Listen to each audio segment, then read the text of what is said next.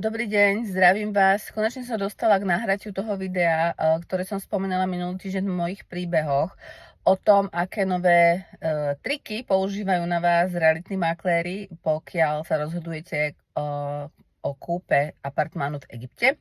Pre mňa sú tieto veci, ktoré vlastne oni hovoria úplne nepochopiteľné a naozaj sa čudujem mojim klientom alebo aj teda ľuďom, že sa na takéto niečo nechajú nahovoriť. No tak poďme na to.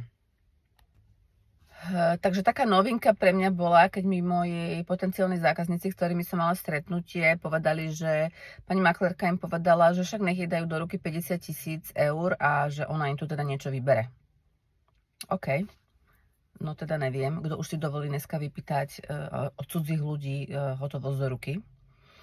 Keď je teda klienti povedali, že asi ne, ale teda keď sa pýtali na otázku, že či budú mať teda nejakú kúpno-predajnú zmluvu, boli informovaní, že budú mať kúpno-predajnú zmluvu v slovenčine s danou realitnou kanceláriou na Slovensku a že stačí, keď ju oni podpíšu.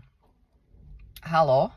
My sme v Egypte, kupujeme nehnuteľnosť v Egypte, to znamená, vy keď kupujete nehnuteľnosť v Egypte, musíte mať zmluvu v arabčine hlavne a preloženú v angličtine, keď tak už. OK? Podpísanú kupujúcim a predávajúcim. Ináč je vám tá zmluva úplne na dve veci. Takže bohužiaľ, no, to je ďalšia vec. Potom sú tu také ťahy, ktoré používajú niektorí viacerí realitní makléri, že lebo oni tu nežijú v Egypte, takže oni keď sem majú priletieť, tak si od vás nechajú zaplatiť letenky. Neuveriteľné.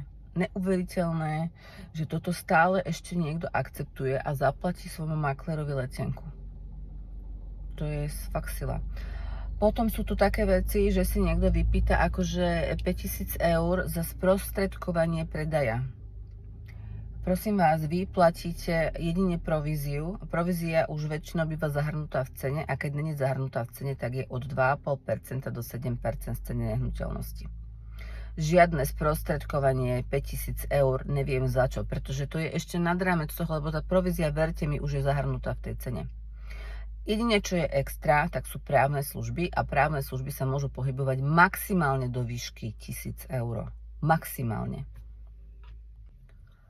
Potom sa tu vo veľkom podvádza pri zariaďovaní apartmánu, to znamená, že vám povedia, že vám ho zariadia a nezariadia, že dostanete proste apartmán v katastrofálnom stave, aby ste naposielali 1000 eur na nejaké nábytky a spotrebiče, ktoré sú tam nie, alebo sa stalo už aj také, že teda tam boli a potom zrazu odtiaľ zmizli.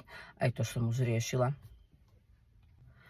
Prosím vás, keď sa rozhodnete si kúpiť nejaký apartmán v nejakom rezorte, sú sociálne siete, sú weby, vy si vždycky viete porovnať tú cenu toho apartmánu s tým rezortom. Proste ten apartmán není jediný v tom rezorte, takže porovnávajte si tie ceny.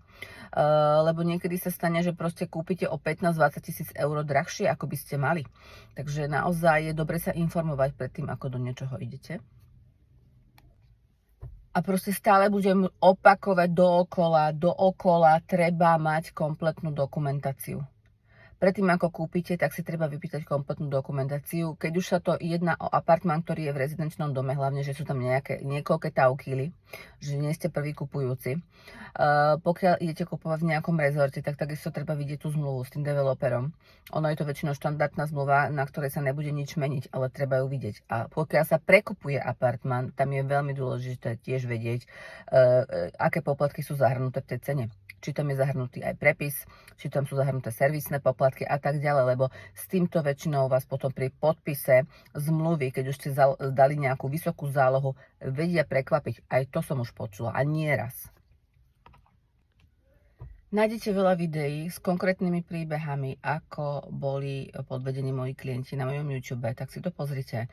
Pokiaľ máte nejaké otázky, kľudne sa na mňa obráte. Pokiaľ potrebujete uskutočniť len právny servis, že ste si vybrali apartmán alebo teda nehnuteľnosť u inej realitky, není problém, môžete sa na mňa obrátiť.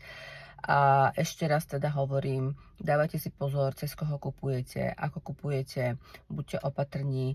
Presný postup kúpy apartmánu tiež mám na mojom YouTube, takže nech sa páči.